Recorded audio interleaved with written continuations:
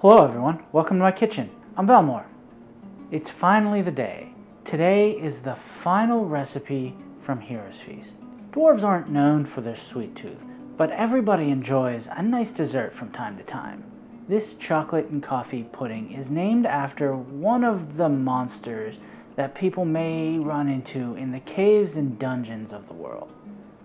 This is black pudding. Let's get started. So I'm going to start this with some espresso powder, brown sugar, cocoa powder, cornstarch, and I'm just going to break everything up and mix it together.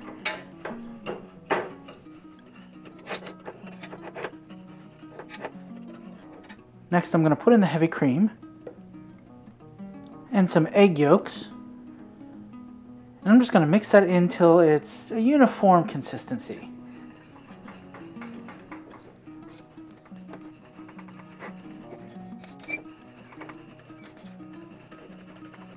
And now I'm going to add in the milk. And I'm going to whisk that around.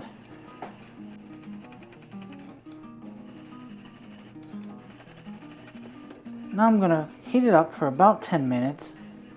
And now that this has been cooking for quite a bit and it's thickened up, I'm going to add some butter, vanilla, coffee liqueur, and brandy.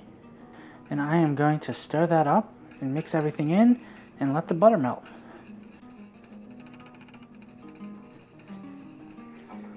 And now I'm going to strain the pudding.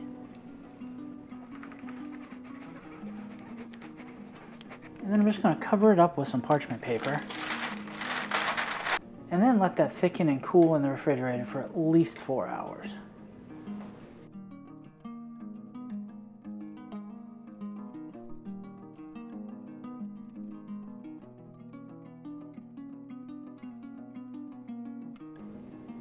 This turned out very good.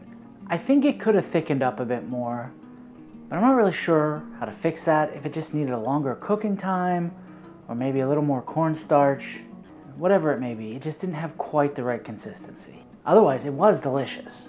The cocoa and the coffee and the brown sugar mixed together for this slightly sweet but pleasantly bitter dessert.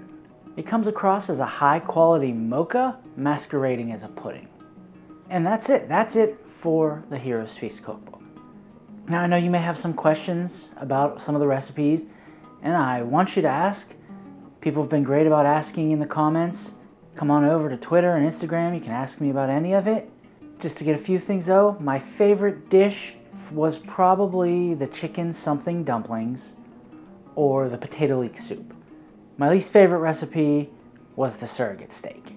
I said in the video, I just didn't like the texture or the taste, and that it may have been how I cooked it. Like, that may have been what the problem was. But really, that was the only negative recipe I'd say I encountered. But some of the other ones that I wasn't really a fan of were more on execution. Like the everything soup was good, but it was just a recipe for throwing together what you have around in your kitchen. And story-wise, I understand, but it's just made for a bit of a lackluster recipe. And the dwarven flatbread had a different issue with it, in that the recipe I followed made them like crackers. They weren't a good flatbread. And I did fix that in the next try I had with them by just adding a little bit of extra water to the dough. And once I did that, they were delicious. And I really enjoyed my time with the cookbook. None of the recipes are terribly complex. There's not going to be a lot of unusual cooking techniques, or you're not going to need a lot of expensive kitchen gadgets to do any of the recipes. And there were some things that they could have done better in the cookbook. There were quite a few of the recipes, especially in the human section, that came with a lot of very interesting flavor text. Little stories about the existence of it, little things that talked about who created it and where it was from.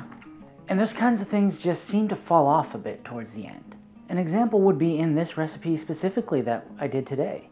The flavor text talks about being wary of the monsters that you eat, which, while good advice, didn't quite gel with what some of the other parts of the cookbook they were doing.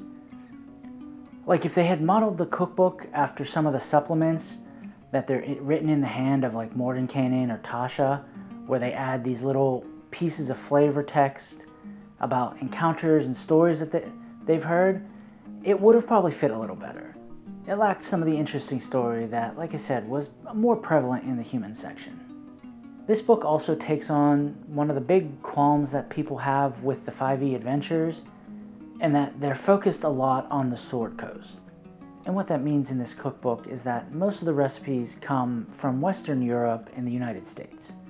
And even the Karator noodles talk about how the recipe was changed to fit the tastes of the people in Waterdeep. And I personally would have enjoyed a more cultural spread of recipes. I hope you enjoyed. You can follow me on Instagram, Twitter, at chef_Velmore. The links will be below. Like I said, come on over, ask me about the cookbook, ask me about any other recipes. And I'm taking next week off to gather my thoughts and put together where the roadmap is with these next cookbooks.